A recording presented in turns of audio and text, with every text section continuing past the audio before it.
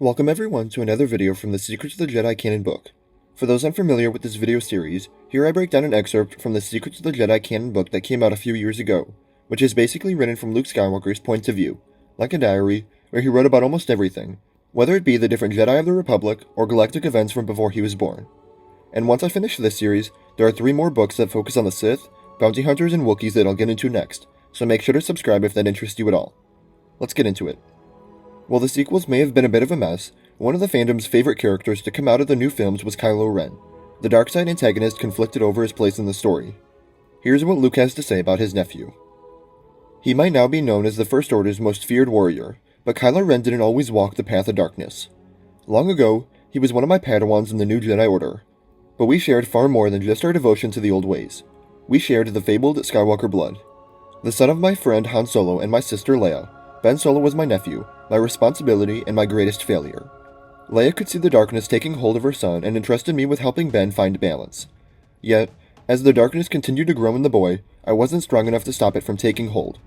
My mistakes pushed Ben further from the light, and he dragged the galaxy into the darkness with him. After he burned our temple to the ground and slaughtered any students who refused to follow him to the dark side, Ben donned a mask, like his grandfather before him, and took a new name, claiming his place at the side of Supreme Leader Snoke. This is obviously far from everything Luke knew about his nephew, but the passage does include one brief line that caught my attention. As far as Luke knows, Ben was the one to burn his Jedi temple down and slaughter the rest of his students, because at that point Luke was still buried in the rubble of the Hutt and returned to his temple to only see the destruction that had been caused. But across various sources there have been various stories about who is really responsible.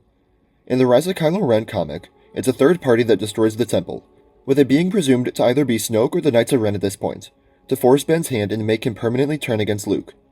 At that point, the young Ben was still torn and confused over why his uncle had attacked him, but Ben's rising anger, plus being framed for destroying the temple, forced him to run away and turn to Snoke for guidance. We really haven't seen much of Luke and Kylo Ren together, but every time we do it was one of my favorite moments from the sequel era. The Rise of Kylo Ren comic is arguably one of the best I've ever read. Their duel at the end of The Last Jedi hits in a way no other duel has, and hopefully we'll get to see more of them one day in a series between Return of the Jedi and The Force Awakens.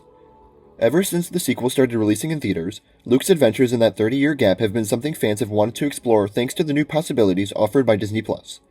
We've already seen Luke return in live action in The Mandalorian and the Book of Boba Fett, but even an animated series would be a nice way to flesh out that story on screen, and see fan-favorite characters like Leia, Luke, Ben Solo, Lor San Tekka, Snoke, and more. Let me know what you think of this excerpt in the comments below. Remember to like the video and subscribe for more videos breaking down this book, and remember to follow me on Instagram, Twitter, and TikTok.